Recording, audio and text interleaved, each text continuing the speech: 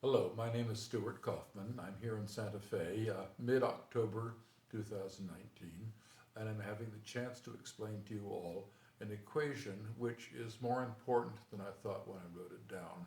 So here's the equation. I'll explain it in a moment. It's called the TAP equation, T-A-P, which a little bit over boldly means the theory of the adjacent possible.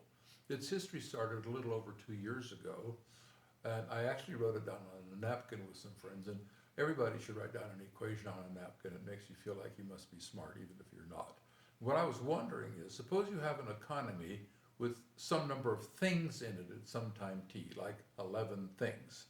So let's call the number of things m and the time t. So mt is equal to 11, and you start with that. What I was wondering is how many goods would you have in the economy, whatever it is, in the next period, where time is discrete size, the next day or the next year. And it seems pretty simple to me. You've got the empty things you've got now, so you're going to have in the next period empty. So mt plus 1 is the next period. Mt is the number of goods you've got now. So this is the number of goods that you've got the next period. It's equal to what you've got now, which you keep.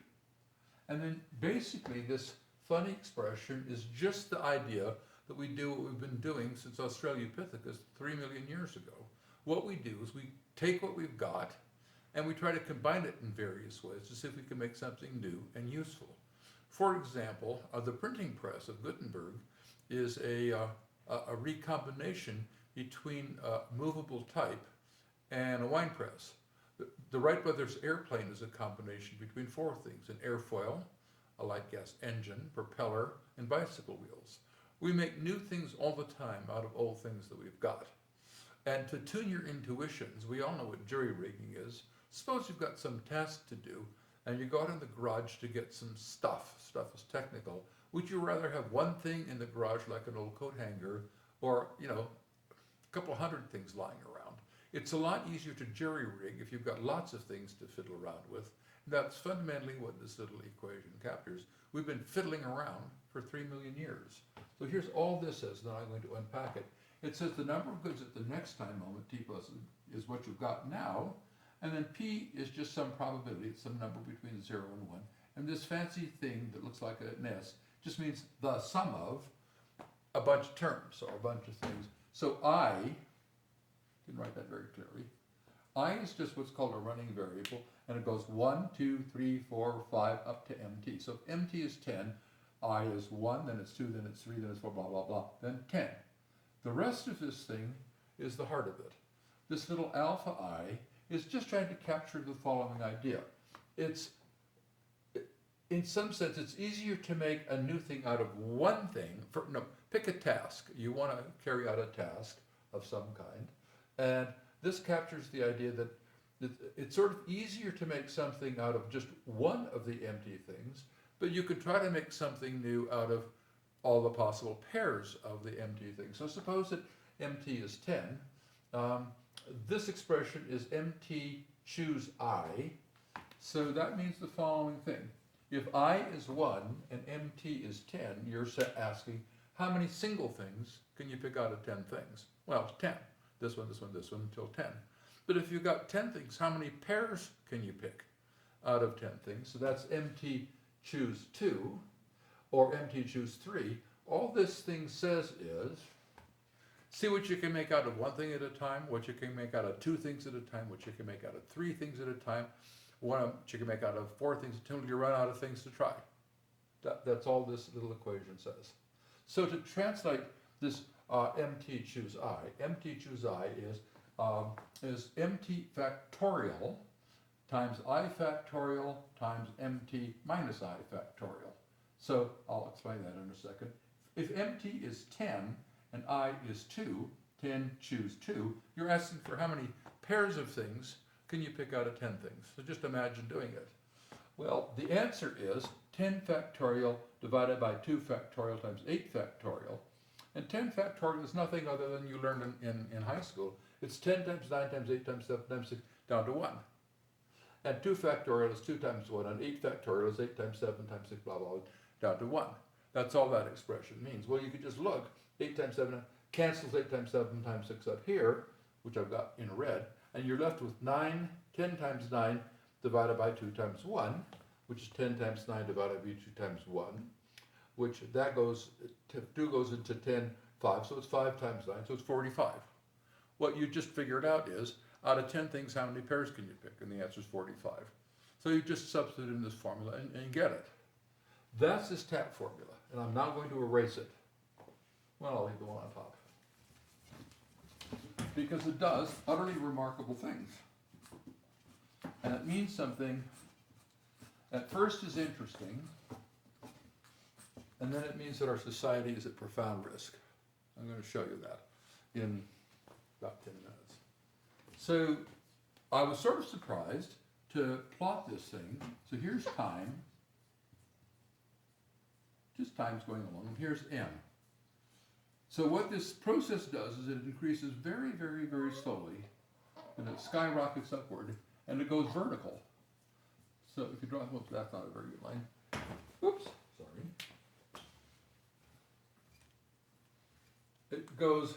It skyrockets up, and it becomes literally vertical. So there's some line here that's vertical, and it never crosses that. The process goes to infinity at some finite time here. So exponentials do not do that. This is faster than any exponential. The stunning thing is that our economy is doing this. It started with Australopithecus 3 million years ago, who had about 10 tools, and it has skyrocketed upward to billions a day, and we are now overwhelming the planet in the Anthropocene. And I want to get there and tell you what it means. So that's that. Well, so I might be able to show you in a paper that's online. About 2 years ago, my colleague Roger Koppel looked at this and he said, yeah, that looks like the Industrial Revolution. So we've now tried to match this to the actual data on global gross domestic product, global GDP, for the past 20,000 years. What's happened is known, and there's data for it. Pick your units. Global GDP stayed flat for thousands of years up till roughly a couple hundred years ago. Then it shot upward in the Industrial Revolution. We think this explains the Industrial Revolution without having yet to pay attention to things like steam engines and so on. So in fact, this has important bearing on our past. But let me go back to Australopithecus. 3 million years ago, our ancestors started making stone tools. They had about 10 very crude tools, diggers and scrapers and so on. It took hundreds of thousands of years for stone knives to lengthen by a couple centimeters. Cro-Magnon arose about 50,000 years ago. Our species, Homo sapiens, arose 300,000 years ago. They were as smart and as dumb as we are. We're the same species. It took humanity, Homo sapiens, from 300,000 years ago to 50,000 years to go Cro-Magnon to get about 100 or 150 tools, ranging in complexity from arrowheads to the atlatl, the spear thrower, the compound spear thrower. I'm trying to show you now how technological evolution has exploded in the last couple of hundred years. And that's what this curve says. M going up as the number of things is going up in the economy. It took thousands of years to get to agriculture, about 8,000 years ago, in which time we had Mesopotamia. Mesopotamia had on the order of a few thousand tools, ranging from arrowheads and needles to chariots. Notice the increase in value. Then skip ahead to us now. We have billions of, quotes, tools, ranging from needles to the space station, from simple to complex. Enormous inequality in our society. And nobody has a theory among the economists yet for how we got from tens of tools a couple thousand years ago to billions now. My economist friends and I think that the theory of the adjacent possible, TAP, explains it. Now I want to talk about our population for a while. Until about 300 years ago, 400 years ago, per capita, per person GDP, stayed at about $400 a year. Because this process hadn't taken off yet. That meant that if the human population picked up a little bit, the per capita income went down in a fixed environment, and people died off. We lived in the Malthusian world of starvation that Malthus talked about whenever he did in 1840. What happened is that because this curve started going up around 1850 or 40, is that per capita GDP was going up faster than the human population could, and the human population exploded, and it's now 7.7 billion. The curve looks almost the same as this, and this explains it. It's because per capita GDP went up because this process explodes and goes to infinity. The same thing happened with urbanization. There was no urbanization significantly until about 200 years ago. It turns out that urbanization scales, this is odd, as the logarithm of per capita GDP. Well, so it didn't go up until per capita GDP went up, and urbanization has exploded in the past couple of hundred years. It's expected that about 70% of us will live in large cities, in another 20 or 30 years. Now, the Anthropocene. The Anthropocene is what we're in now. It is humanity's, the stunning Greek tragedy of what I'm about to tell you is that humanity's very creativity, the very thing that drives this process, now has created a juggernaut of a global economy of $100 trillion a year and growing at 3 or 4%. It is now overwhelming the planet everywhere. We have, as you know, global warming, and that's a consequence of this, and therefore heating of the oceans, and therefore the bleaching and dying of corals. But we are invading every habitat on the planet, everywhere. I heard the other day, I suspect that it's true, I need to check it, that something like half or more of terrestrial biomass is humanity and our domestic friends like cows and chickens and pigs, and I guess plants. That's half the terrestrial biomass or more. If that doesn't tell you that we're overwhelming the planet, nothing's going to.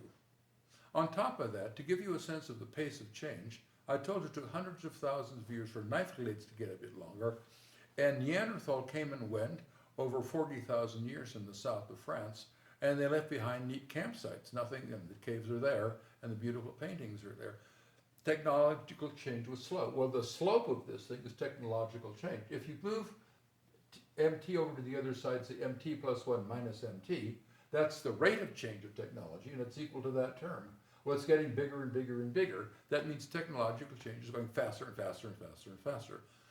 So one way to convince you, there's two ways to convince you of this. My father was born in 1903.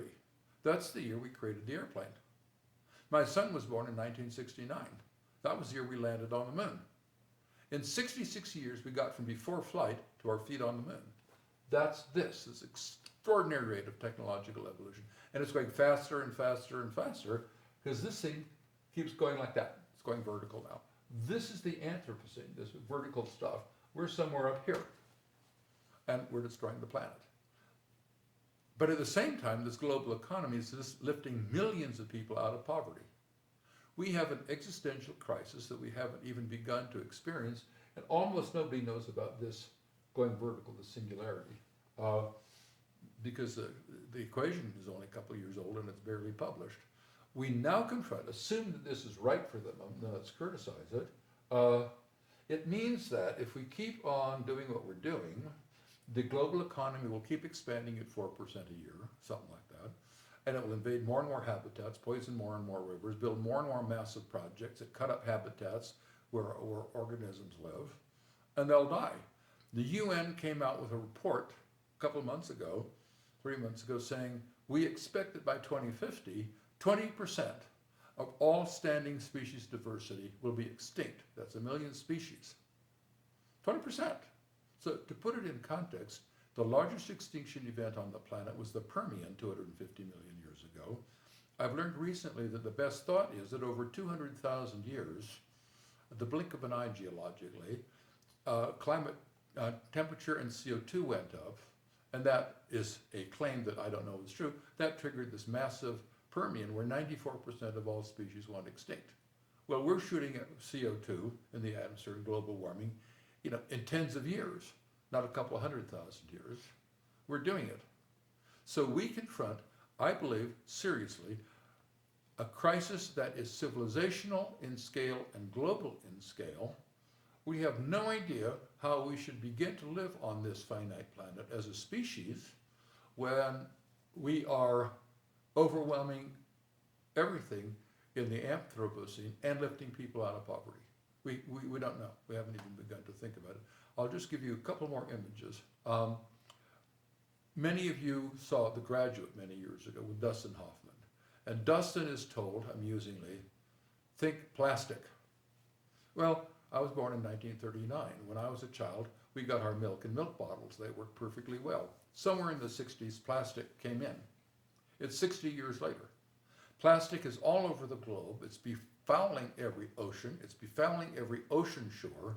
Birds are trapped with plastic beer holders around their beaks and dying. And this stuff won't degrade for thousands and thousands of years.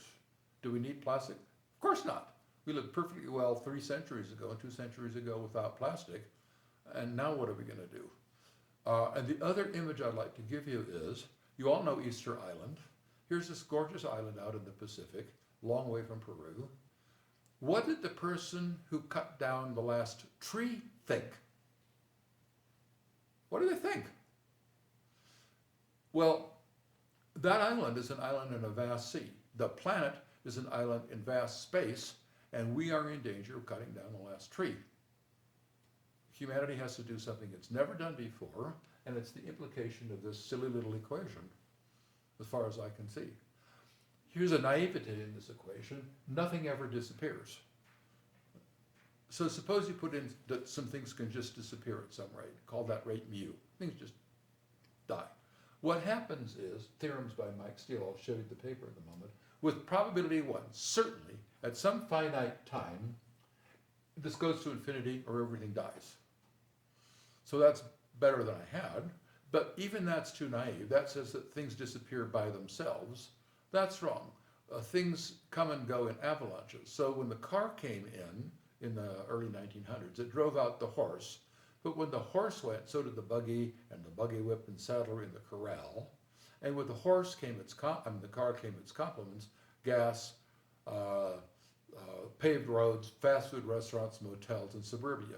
That's called a Schumpeterian gale of creative destruction after a man named Schumpeter, who's an economist. It turns out there's pretty good evidence those come in a power law distribution, meaning a lot of little ones and some huge ones. I don't think that changes the story that I'm telling you yet. I'm not sure, but I believe that for steep enough Schumpeterian gales of creative destruction, the process is an average, like a Gaussian. And if so, we can just subtract off of this process some constant number of things dropping dead at every time. I don't think it'll change the outcome much. That's uncertain. Let's pause and ask ourselves, do we know enough? Oh, I need to tell you one other thing. The same process says, if you just slightly reinterpret it, M at time t is the most complex thing made in the economy at time t. Well, we make the next more complex things out of the complex things we've got now. You can't make a space station till you have rockets. You can't make a crossbow till you've got bows. So if you just reinterpret this, it says that over time, we're going to make a small number of really simple things that are similar in complexity. As time goes on and you get to Cro-Magnon, you'll have more things and they'll begin to differentiate from simple to more complex, from an arrowhead to the atlatl that throws spears, till you get to us and we have billions of things for which there's no explanations, and it varies from knitting needles to the space station. Final thing, once you've got really valuable things, like space stations or atlatls, they have different values than arrowheads or needles, and there's the onset, therefore, of differentiation of inequality, of human inequality. It's been around for 30 or 40,000 years. If Tim Kohler and others have looked at Neolithic sites and looked at the inequality in the site from 40,000 or 30,000 years ago, there's something called the Gini, G-I-N-I index, that measures inequality. 0 is low inequality, 1 is maximum. Already 30,000 years ago, in the Gini index is greater than 0. Hunter-gatherers have a Gini index essentially 0. They're very equal. But Tim and his group found, I find this astonishing, burial sites with many, many normal graves and a few fancy graves. In the fancy graves, there are adolescents wearing necklaces with thousands of shells around them gathered from hundreds of miles away. Well, what do you gather from that? They were rich and poor. they're bearing the children with wealth, and that tells you that there was inheritance already 40 or 50,000 years ago, and there was inequality. By the time you get to Mesopotamia, you have 6 or 7 layers of hierarchy, with the emperor and down, and we're living with that inequality now. It's worse than it's ever been, and this is part of why. This little equation seems to say too much. I'm going to just say 2 other things. Life itself, since the start of life, 3.7 billion years ago, may also express this. It stayed simple, single-cell organisms, for maybe 2 billion years. Then it exploded upward in the Cambrian explosion, and we got T-Rex and 13 or 14 phyla and millions of species. And that process also seems to be, this is called hyperbolic. There's some data that says the fluorescence of species, genera, and family may also be hyperbolic, maybe. And the other thing that's curious is it may apply to the evolution of chemicals in the universe. You have the Big Bang, and then you get quarks and gluons, antiquarks. Then you get nuclei with protons and neutrons and electrons. Then you get atoms like helium and hydrogen. Then you get carbon and complex atoms up to the 100 atoms. Then they start making complex molecules. The universe is cooked up very slowly to about 35,000 or 40,000 complex molecules 5 billion years ago, and it's still exploding upward in an indefinite hierarchy upward in complexity. There are millions of kinds of molecules on Earth. This single process may capture something about all of these. I'm not sure of that. At least I find it interesting. The big final message is we're in the Anthropocene, and everybody in this room, and particularly younger people, Noel, you're going to face this. And we have no idea what to do with it. Thank you.